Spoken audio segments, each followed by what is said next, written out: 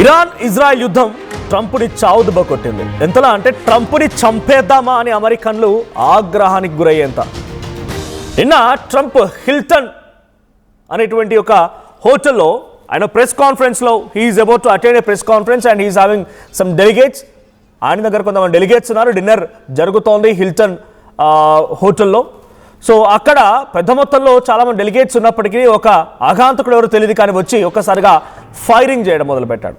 So ఈ bullet శబ్దాలు వినిపించాయి. ఆ ఫైరింగ్ బుల్లెట్ శబ్దాలతో ఒక్కసారిగా షాక్కు గురై అక్కడ వాళ్ళంతా కూడా అలర్ట్ అయిపోయి టేబుల్ కింద దాక్కోవడం మొదలుపెట్టారు. ట్రంప్, జేడీ వ్యాన్స్, చాలామంది క్యాబినెట్ మినిస్టర్స్ అంతా అక్కడే ఉండిపోయారు.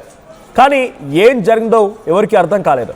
సో ఇప్పుడు చెప్పేది ఒకటే, ట్రంప్పై ఏకంగా చంపేంత కోపం ఎందుకు వస్తుంది అమెరికన్స్కి?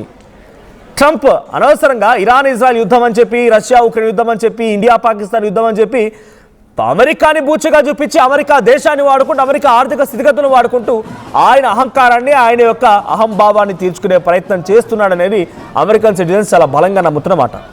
నిన్న కాల్పులు జరిపిన నిందితులకు సంబంధించి విషయం మనం ఇది మూడోసారి ఘటన. 2 ఏళ్లలోనే డొనాల్డ్ ట్రంప్ పైన 3 సార్లు జరిగింది ఇటువంటి ప్రయత్నం, ఆయన హతమార్చే ప్రయత్నం. అది 2024 జూలై 13. సో అక్కడ బట్లర్, పెన్సిల్వేనియాలో ఫస్ట్ ఇన్సిడెంట్. అదేంటి ఇన్సిడెంట్ ఏంటంటే ఎలక్షన్ క్యాంపెయిన్లో Trump was speaking at an outdoor campaign rally. Gunmen opened a fire from a roof top. ఒక రూఫ్ టాప్ నుంచి ఫైర్ చేయడం మొదలుపెట్టాడు. డొనాల్డ్ ట్రంప్ కుడివైపు చెవికి అది తగులుతూ వెళ్ళింది.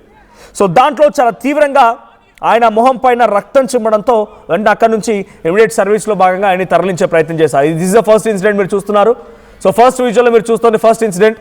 ఎలక్షన్ క్యాంపెయిన్లో ఆయనపై కాల్పులు జరపడం, అక్కడికి హుటాహుట్న సెక్యూరిటీ సిబ్బంది చేరుకోవడం, ఆయన అలర్ట్ చేసి అక్కడి నుంచి తరలించే ప్రయత్నం చేయడం. ఈ ఇన్సిడెంట్లో వన్ సపోర్టర్ కొరై కాంపెటోర్ అనేటువంటి వ్యక్తి కూడా ఫస్ట్ ఇన్సిడెంట్లో చనిపోయాడు. ఫస్ట్ పెన్సిల్వేనియా ఇన్సిడెంట్లో ఆయన ఎలక్షన్ క్యాంపెయిన్లో ఉండగా ఒక ఆయన సపోర్టర్ చనిపోయాడు. సో అక్కడ చంపినటువంటి వ్యక్తి, ఆ రకంగా ప్రయత్నం చేసిన వ్యక్తి ఎవరో కాదు, 20 ఏళ్ల Thomas Matthew Crooks, at the age of 20 years itself. 20 ఏళ్ల జెన్జీ, అంటే అక్కడ ఉన్నటువంటి జెన్జీ డొనాల్డ్ ట్రంప్ని హతమార్చాలనుకున్నాడు. ఆ తర్వాత Trump golf club assassination attempt. So Trump golf క్లబ్లో కూడా సెప్టెంబర్ 15, 2024 వెస్ట్ పామ్ బీచ్, ఫ్లోరిడాలోని వెస్ట్ పామ్ బీచ్లో Trump was golfing at his club. Secret Service spotted a rifle barrel hidden in the bushes. Officers fired towards suspect before he could shoot. వాడు చంపే కంటే ముందే golf క్లబ్లో golf ఆడడానికి వెళ్ళిన Donald ట్రంప్ని అక్కడ బుషెస్లో ఒక పొదల్లో దాక్కున్నాడంట ఓ నిందితుడు. ఫైరింగ్ ఓపెన్ చేద్దామనేటువంటి ముందే గమనించిన ఆయన సిబ్బంది, ఆయనకున్నటువంటి పర్సనల్ సెక్యూరిటీ సిబ్బంది వాడిని హతమార్చే ప్రయత్నం చేశారు, అలర్ట్ చేశారు. సో ఇక్కడ కూడా 28 years of Ryan Wesley Routh నిందితుడు ఎవరంటే 28 years of Ryan Wesley Routh. So ఆయన కూడా ఒక రకంగా యంగ్స్టర్. సో అక్కడ ఉపయోగించిన weapon SK style rifle and camera and gear. So ఇక్కడ అరెస్ట్ చేశారు వాడిని. ఆ తర్వాత life imprisonment, at the same time ఆయనకి సెంటెన్స్ ఏమంటారు కంప్లీట్గా హతమార్చారు, ఉరిశిక్ష అమలు చేశారు. సో ఇప్పుడు ఇంకొక అంశం 2026 April 25 నిన్న వాషింగ్టన్ డీసీలోని హిల్టన్ హోటల్లో అంతా డెలిగేట్స్తో ఆయన కూర్చున్నారు. డెలిగేట్స్తో కూర్చొని ఆయన డిన్నర్ చేస్తున్నారు. ఆ తర్వాత he's about attend press meet. So press meet attend కావాల్సి ఉంది. ఈ సంఘటనలో ఒక్కసారిగా ఫైరింగ్ జరిగింది. ఫైరింగ్ చేసింది కొలై థామస్ అలెన్ అనేటువంటి వ్యక్తి, 31 ఏళ్ల వయసు ఇక్కడ కనబడుతున్న వ్యక్తి ఆయన. సో కోల్ థామస్ అలెన్ కాల్పులు జరిపిన నిందితులకు సంబంధించి ఫోటో మీరు చూస్తున్నారు. సో ఉన్న పలంగా డెలిగేట్స్లోకి ఎంట్రీ ఇచ్చి అటాక్ చేయడం మొదలుపెట్టాడు. అయితే 3 సార్లు ట్రంప్ని చంపేంత పగ, ప్రతీకారం ఎవరికి ఉంది? డొనాల్డ్ ట్రంప్ని చంపాల్సిన అవసరం ఎవరికి వచ్చింది? అక్కడ సామాన్య జనమే, వీళ్ళంతా కూడా సామాన్యులే. కోల్ థామస్ అలెన్ కానీ, గతంలో చెప్పినటువంటి రాయ్స్ వెస్లీ రౌత్ కానీ, అంతకంటే ముందు థామస్ మాథ్యూ క్రూక్స్ 20, 28 and 31 వీళ్ళ వయసు ఇది. వీళ్ళు డొనాల్డ్ ట్రంప్ని హతమార్చాలనుకున్నారు. సో అయితే ఇక్కడ దీని వెనక ఇరాన్ హస్తం ఏదైనా ఉందా, లేకపోతే ఆయనకి పడినట్టు వాళ్ళ హస్తం ఏదైనా ఉందా అనేది it's a question mark. Investigation is on going. But Donald ట్రంప్ని హతమార్చేటువంటి పగ, డొనాల్డ్ ట్రంప్ని చంపేయాలి అనేంత పగ వాళ్ళలో కలిగిందనేది మాత్రం చాలా క్లియర్గా అర్థమవుతోంది. తాజాగా ఈ కాల్పుల వెనుక ఇరాన్ హస్తం ఉందా అనే కోణంలో దర్యాప్తు ప్రారంభించింది అమెరికన్ ఇంటెలిజెన్స్ నిఘా వర్గాలు. సో ట్రంప్ పాలన పైన తీవ్ర ఆగ్రహం వెళ్లగక్కుతున్నారు అమెరికన్లు. ట్రంప్ను దించేయాలని చెప్పి 55% ప్రజలంతా కూడా అనుకుంటున్నారంట. ఇరాన్పై ట్రంప్ ఏకపక్షంగా సాగిస్తున్నటువంటి యుద్ధాన్ని వ్యతిరేకిస్తూ 66% పైగా ప్రజలు యుద్ధం పేరుతో వృధా ఖర్చు చేస్తున్నారని ఆగ్రహం వెలుగక్కుతున్నారంట. ఇక ఏప్రిల్ 10-14 మధ్యలో సర్వే నిర్వహించారు. ఈ సర్వేలో 1514 మంది అభిప్రాయాలు సేకరిస్తే దాంట్లో 66% హీ షుడ్ బి ఇంపీచ్డ్, ఆ స్థానం నుంచి ఆ కుర్చీలో నుంచి ఈ అహంకారాన్ని పక్కన పెట్టాలని రకంగా అనుకుంటున్నారంట. So before I continue with more updates, ఒకసారి నిన్న ఆ హోటల్లో ఎటువంటి కాల్పులు జరిగాయి, అక్కడ ఎటువంటి ఉద్రిక్తత పరిస్థితుల్లో కొని ట్రంప్ ఎలా భయపడిపోయాడు, అంతా టేబుల్ కింద ఎలా జాక్కున్నారో ఒకసారి ఆ విజువల్ చూద్దాం.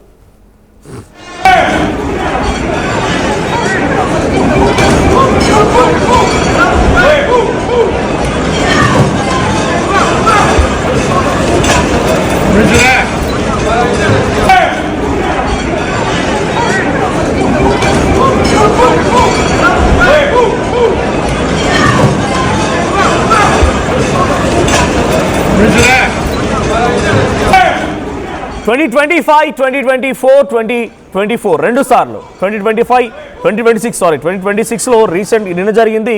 ఒక హిల్టన్ హోటల్లో చాలా దారుణంగా అక్కడికి ఎంట్రీ ఇచ్చిన ఒక వ్యక్తి డైరెక్ట్గా ట్రంప్ను టార్గెట్ చేయబోయాడు. అలర్ట్ అయిన సిబ్బంది జేడీ వ్యాన్స్ అక్కడి నుంచి తరలించారు, ట్రంప్ను అక్కడి నుంచి తరలించారు. విత్ నో షార్ట్ టైం అక్కడ ఉన్నటువంటి అక్యూజ్డ్ పర్సన్ కోల్ థామస్ అలెన్ని కూడా అదుపులోకి తీసుకున్నారు. సో గతంలో 2024 సెప్టెంబర్ 13 గోల్ఫ్ ఆడుతుండగా ఇంకొక సంఘటన, అక్కడ కూడా ఇదే మాదిరిగా ఓ ఇన్సిడెంట్, ట్రంప్ను టార్గెట్ చేస్తూ ఓ వ్యక్తి కాల్చబోయాడు, చంపేయబోయాడు. జూలై 13, 2024 ఎలక్షన్ క్యాంపెయిన్ ర్యాలీలో డైరెక్ట్ అటాక్ చేస్తే చెవు పక్క నుంచి బుల్లెట్ దూసుకువెళ్ళింది, చెవుకి గాయమైంది.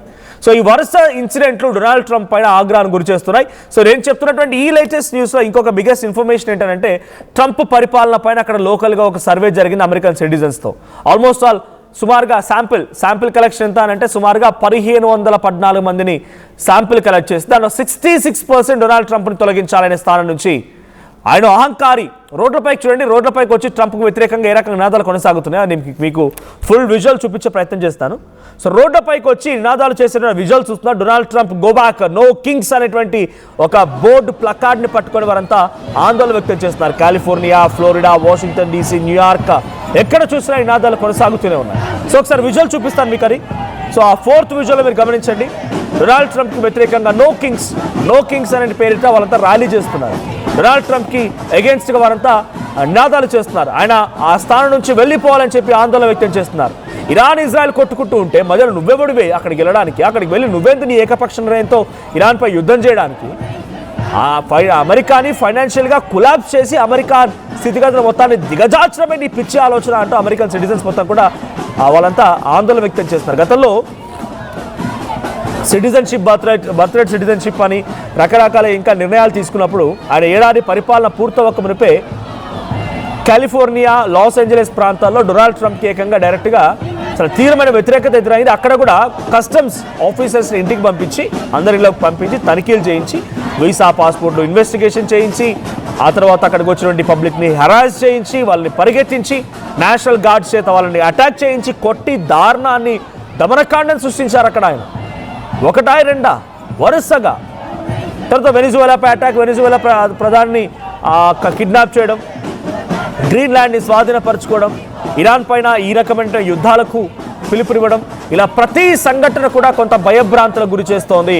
డొనాల్డ్ ట్రంప్ మూలంగా అమెరికా యొక్క గౌరవ ప్రతిష్టతలు పూర్తిగా దెబ్బతింటున్నాయని అమెరికా సిటిజన్లు భావించి అమెరికాపై డొనాల్డ్ ట్రంప్ని చంపేంత కోపంతో డొనాల్డ్ ట్రంప్ని హతమారుస్తేందుకు ప్రయత్నం చేస్తూ చాలా ఎత్తుగడలకి, ప్లాన్స్కి తెరలేపుతున్నారు. సో డొనాల్డ్ ట్రంప్ని చంపడం అమెరికన్ సిటిజన్లకు సంబంధించి వాళ్ళ యొక్క ఆగ్రహం ఈ రకంగా కనబడుతూ ఉంటే మీరేమనుకో, డొనాల్డ్ ట్రంప్ యొక్క చర్యలు మీకెలా అనిపిస్తూ ఉన్నాయి? డొనాల్డ్ ట్రంప్ పైన ఇంతటి దురాలోచన చేయడాన్ని మీరు సపోర్ట్ చేస్తున్నారా? ఆ నిందితుడు ఇంత దారుణానికి ముడిగట్టి డొనాల్డ్ ట్రంప్ని చంపేయడం మీరు దానికి అది వాళ్ళ ఆగ్రహం అన్నట్టుగా అంటున్నారా, లేదంటే ఇది తప్పు అన్నట్టుగా మీరు భావిస్తున్నారు? మీ అభిప్రాయం ఏంటో కామెంట్ చేయండి ఒకసారి. అక్కడ ఎటువంటి నినాదాలు కొనసాగుతున్నానికి అగేన్స్ట్గా at the same time attack రోజు ఏం జరిగింది ఆ విజువల్స్ ఉంది.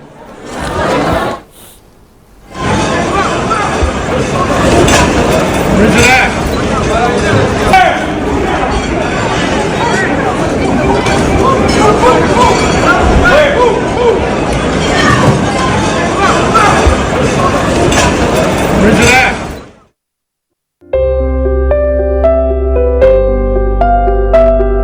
చిన్న చిన్న ఆనందాలు 35 ఏళ్లుగా నా జీవితంలో లేవు. 35 ఏళ్లుగా నేను డైపర్లలో బ్రతికాను. 6 సెంటీమీటర్ల ఫిస్టులా నా మూత్రాశయంలో లీకు కారణమైంది.